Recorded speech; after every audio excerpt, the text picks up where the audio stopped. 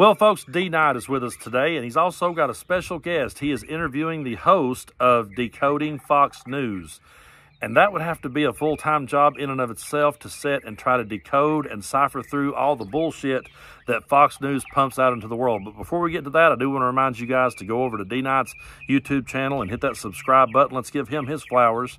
It is Pardon the Insurrection Podcast. I will tag it in the description. But right now, we're going to go to this great interview, D Knight talking with the host of Decoding Fox News. I think you're really going to love it. Hey, this is D Knight from the Pardon the Insurrection Podcast, and today, one of our favorite podcast hosts from the Decoding Fox News podcast is joining us. Let us give a warm welcome to Miss Jeske. Say hello to the audience there. How you doing? I'm sure they're doing fantastic if they have time to listen to this. So we'll start by telling everyone what it is that you do. In the shortest possible description, you consume hours and hours of Fox News every single week, and then you provide insight and context to that consumption on Substack and on your podcast, right? Yes, and I like openly say that I try to do analysis. Like, I have a master's degree in journalism, and I take the journalism part of it very seriously, but then I also just openly make fun of them.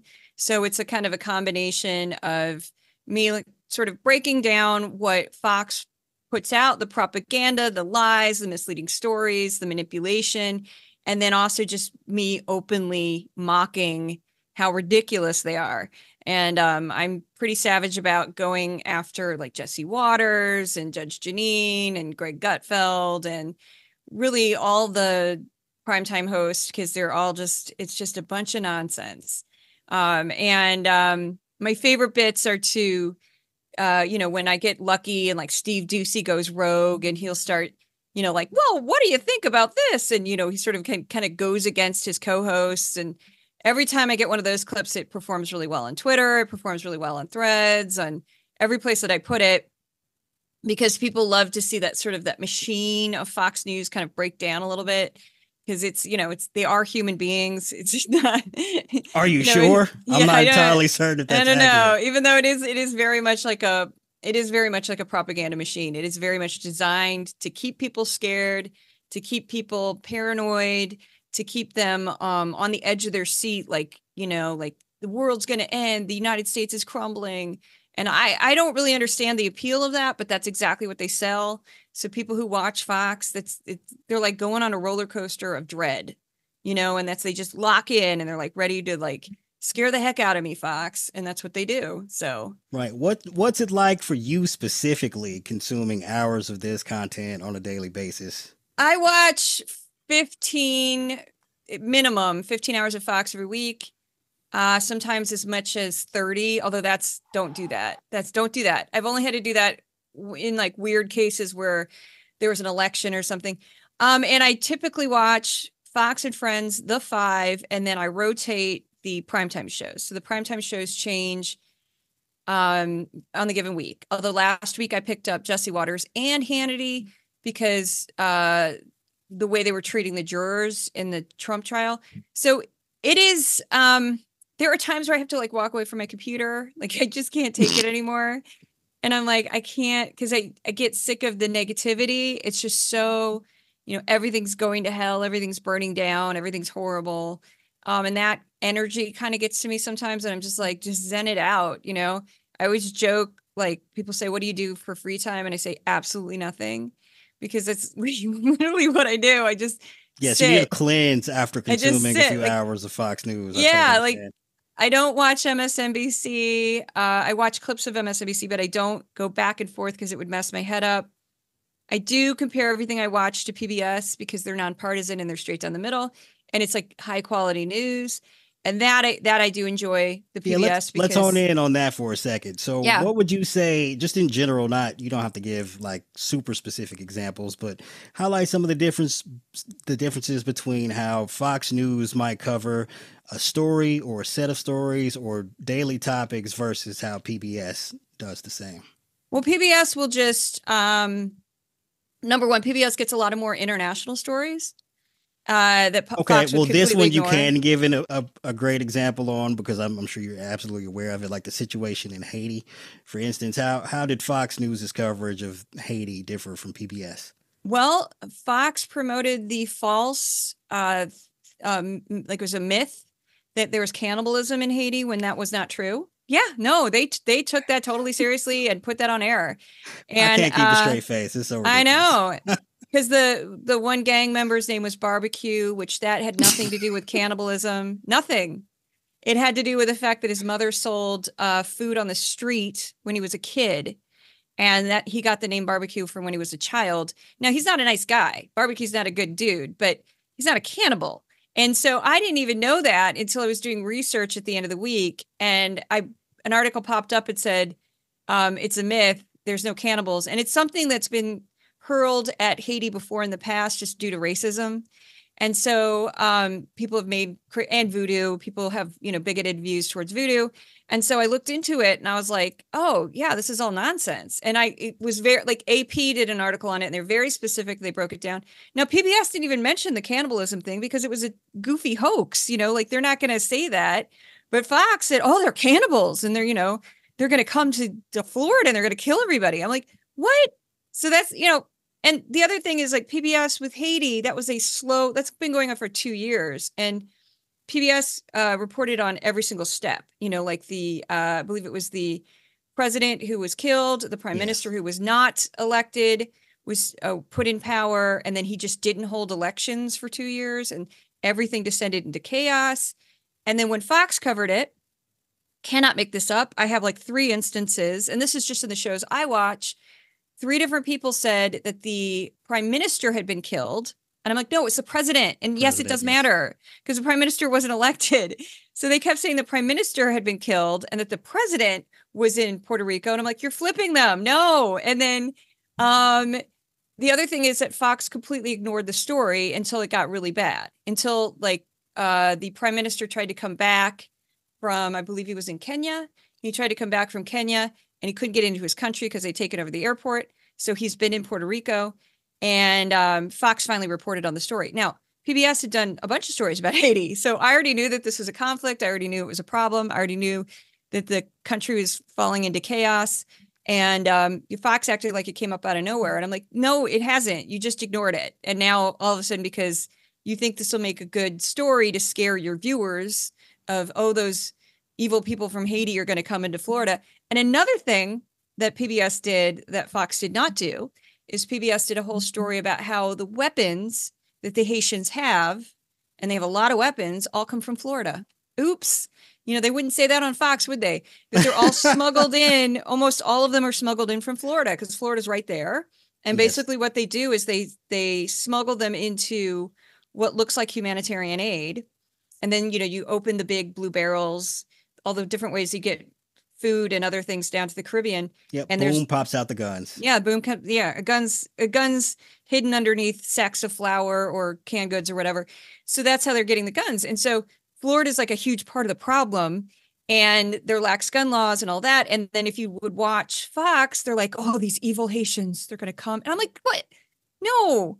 And like most of the Haitians are just like families like anywhere else who are just, they don't want a country that's falling apart. Right. But, Fox would never show like a mother with her kids, trying to get to a safe place. They'll just show like a gang member, it's just classic. It's classic. Right. So Fox has a history of that specific problem where there's a developing, slow moving crisis that we can all see developing. They won't cover it until it's at its absolute peak. Right.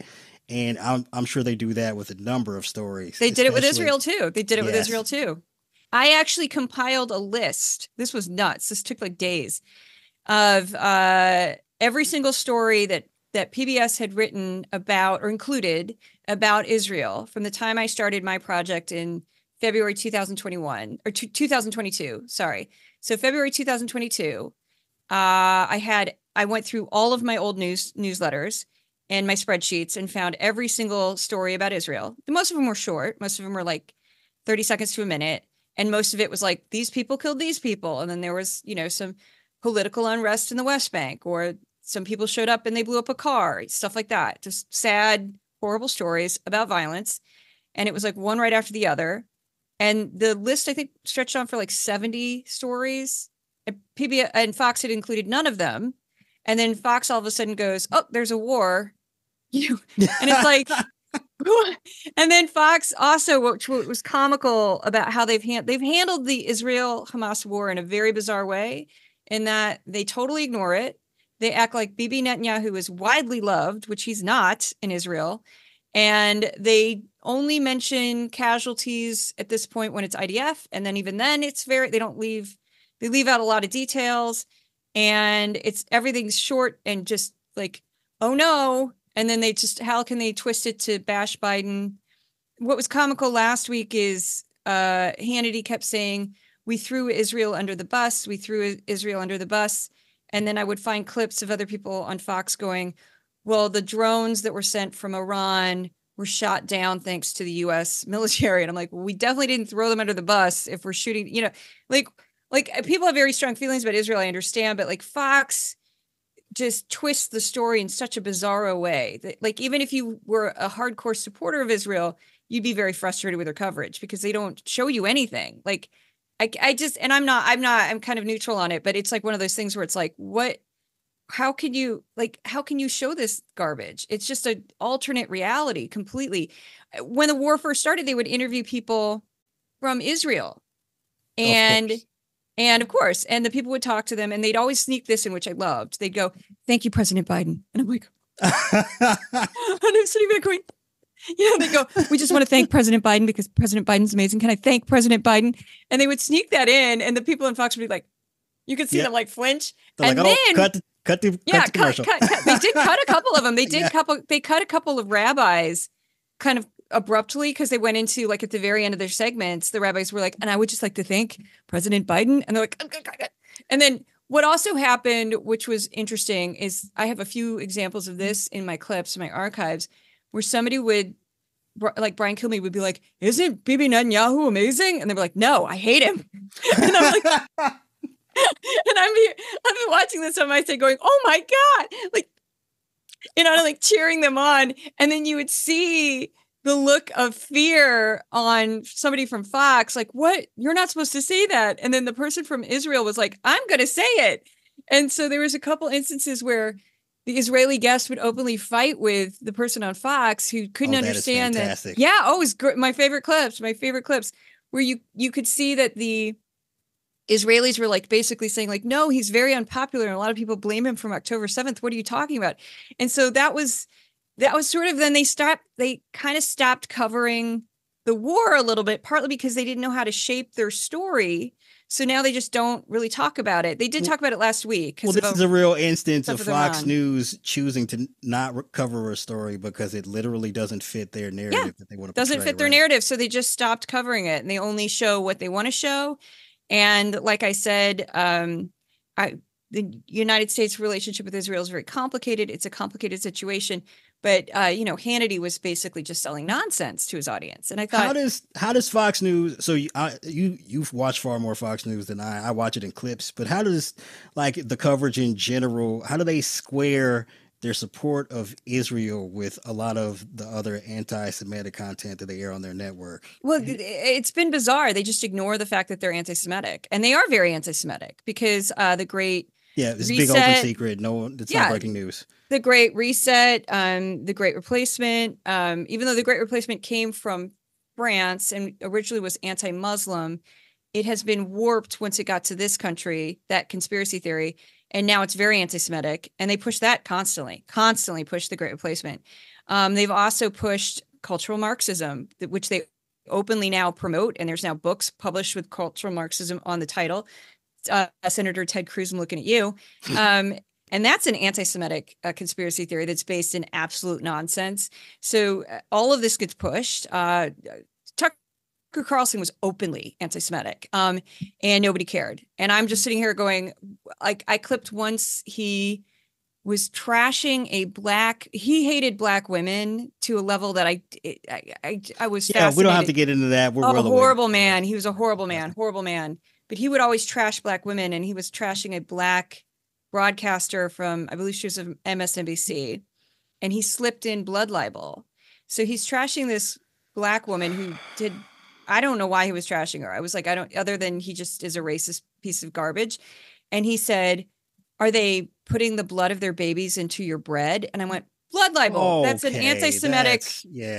Why would you just slip that in casually? Like it's nothing. That's super specific. And I knew immediately what it was, clipped it. I screamed. I audibly screamed watching that. I was like, but it is bizarre because they also promote all this anti-Semitism. So yeah, I'm glad that you brought that up because no one ever does. They always act like it's not a problem on Fox. I'm like, no, it's a huge problem. No, it's a huge problem. Yes. If you don't watch it all the time and you still see it, then it's an extraordinarily large problem. But you brought up Tucker Carlson there for a second. So again, how has Fox News weathered the loss, quote unquote, of Tucker Carlson? Their ratings are not back to where they used to be. They're not quite there yet. I don't think they fully recovered. I think it's been interesting because Jesse Waters kind of tries to be Tucker Carlson, but he's not. Like, yeah, Tucker Carlson, I don't agree with anything he says. I think he's a horrible human being, but he was very skilled at what he did. He was very skilled at like working his audience and weaving these crazy conspiracy theories. You know, he would start off at the beginning of a monologue. He'd do like a 25-minute monologue sometimes. And yes, he would do the reverse Rachel Maddow when we could have had 2 minutes on this. Yeah, I know. I know there's times with Rachel Maddow, I'm like, just get to the point. Just get to the point. I mean, I get it. Whatever. But like Tucker Carlson would take like 3 or 4 different topics, weave it into one big long conspiracy theory, do 20 minutes on it, right? And that's what he was good at. And like somebody like Jesse Waters is like, he'll do something stupid like Taylor Swift is a psyop for the defense, department. She's a Defense Department psyop. I mean, it's not a very good imitation of his voice, but it's sort of the Jesse Waters. Like he tries to do it, but he's not as good at it, and so it's just like embarrassing. And you're just like, he hasn't spent enough time diving down internet rabbit holes, and I just don't think he's smart enough. Like, somebody said, "Do you think?" Somebody asked me once if I wondered if it was just satire with him. I'm like, satire? No, you need intellectual capacity to handle satire and parody, and he does not have it. He's just dumb as bricks. Like I say that all the time on my podcast. I met people from Fox. I won't say who. I told them, I promised them I wouldn't say who. And I won't even say what event, but I was at a media event, just very vague. And I met a couple people from Fox. And I went on more than one media event last year. So to figure this out, you will not be able to. But I said to them when I first met them and I realized they work for Fox, I'm like, Jesse Waters is so profoundly dumb. How do you handle it? And they didn't say anything. They just went. He is extraordinarily stupid. And I don't even know if he's just stupid, but he's also lazy. Like he couldn't even do math. There's this clip of Jesse Waters railing against people making $20 an hour. And he's like, oh, so 2 people living together making $20 an hour at McDonald's. It's $100,000 a year. They're like floating in cash. It's like, bro, do you not know how math works? Like $20. Well, yeah, and they said like they go $40,000. They go, it's $40,000, and then he goes, so if they're married to somebody, they're making $100,000. And everybody was like, and then somebody even shouted from off camera, 80,000. Yeah. And it's like, we didn't hear it. And he just kept going, and I'm like, what? Yes. Does he actually know what the take-home pay would be for $40,000? Like that's like $40,000 pre-tax. Like they tax that, so you're not walking. Like. Even a couple both working at McDonald's, if they made $40,000 a year, if they had just one kid, that's hard. So given the way Fox typically varies in its coverage compared to other major news networks, what would you say the biggest major differences are in how Fox is covering the Trump trial versus other networks? I will say I have been disappointed that it seems like every major news network or media company included way too many details about the jurors. I thought that was reckless. I thought that was just irresponsible. Unfortunate. Yeah, because there's no reason. We don't need to know who likes to dance and who likes to outdoorsy stuff. And we certainly don't need to know where they work. That was outrageous. And but Fox, of course, because Fox is Fox and there's no shame, there's no bottom. They were like Jesse Waters was openly saying, well, juror number 2 is going to be a problem. Like this is a human being who's doing her civil service, and now you're openly attacking her. she's not a criminal. She's not, she's not part of the system. She's just a citizen of Manhattan, like a citizen. She's not on trial. Resident Trump of Manhattan. Yeah, right. She's not on trial.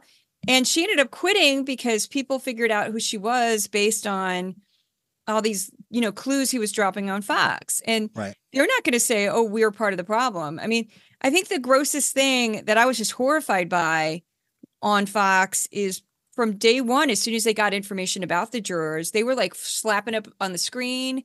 Juror number 1 this is where he lives. This is what he does. This is his race. And just like, I was horrified. I was horrified. Do you think that's like they're actively trying to engage in witness intimidation on purpose, or this is yes? So yeah, I do. And like, if you zoom out, because like looking at it in this particular instance, you could probably offer them, like give them some excuse for that type of coverage. But this is in the context of Trump spending years now constantly attacking investigators and prosecutors and judges and lawyers and potential witnesses and people who flip on him. So and Fox does all they can to amplify those attacks, knowing that it will inevitably cause some people to probably face some sort of harm. And we've had a number of attacks on, the FBI here recently. We've had judges getting threats. So when they amplify these messages, it's not like they're doing it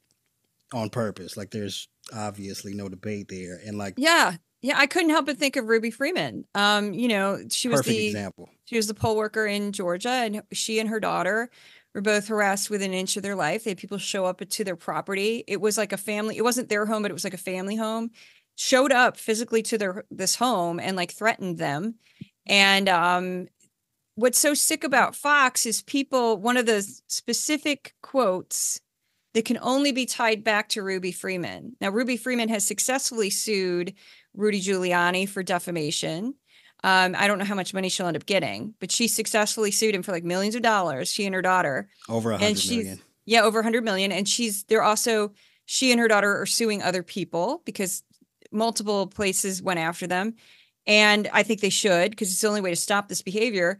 But what kills me is that people go on Fox today and still use the reference of suitcases full of ballots. And that is specific to Ruby Freeman and her daughter, because that was the claim that they brought in, which they didn't do, of course, but they brought in suitcases full of ballots. And I'm like, I cannot believe that after the Dominion lawsuit, where you had to pay out $787.5 million for lying about the 2020 election, that you still have people come on this network and say stuff like, well, we don't want to see suitcases full of ballots again. And I'm just like, I can't. I just like lose my mind. Really quickly before I let you go. So of all the Fox News hosts, past and present, which one would you say, or which, handful would you say are your favorites and your least favorites?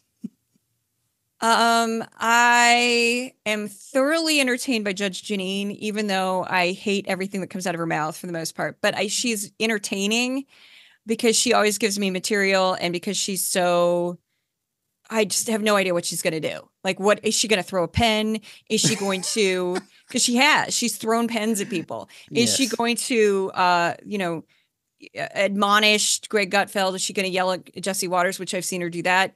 I don't know. She's like a live wire. So every time, feel free to do your Jeanine impression anytime. Oh, wait, I got to go. I got to put the mic way over here. I'm Judge Jeanine. I do her in my podcast. I do a version of her voice, and this is the voice. It's very loud, and there's a rhythm to the way she speaks. Yeah, that's a well-known bit in my podcast that I do Judge Jeanine pretty much every week. Sometimes I do Carrie Lake. But that is Juliet Jeske. Make sure you check her out on Decoding Fox News, the podcast, everywhere podcasts are found. You can also tell them your Substack, where we find you on, formerly known as Twitter. And I would love to say very quickly that I am 100% funded by crowdsourcing. So I have no large donor. I have no billionaire who gives me a check every month. I don't have rich parents. My dad was an auto mechanic. I'm 100% of my funding. I don't get advertisers, is from people listening to my podcast, subscribing, becoming paid subscribers to my Patreon or Substack. No one controls me. There's no puppet strings, and I always need supporters. So if you want to support me, go to Substack for Decoding Fox News or Patreon for Decoding Fox News. And yeah, you can find me on all social media. please, for God's sakes, subscribe to our podcast. She watches all this Fox News stuff, so you don't have to. If you enjoyed that video, make sure you hit the subscribe button if you haven't already. Let's go ahead and get Mr. Tennessee Brando to 200,000 subscribers. And if you enjoyed my conversation with Juliet, you can see it in its entirety on our YouTube channel, Pardon the Insurrection, and also on our podcast, available everywhere the podcasts are found.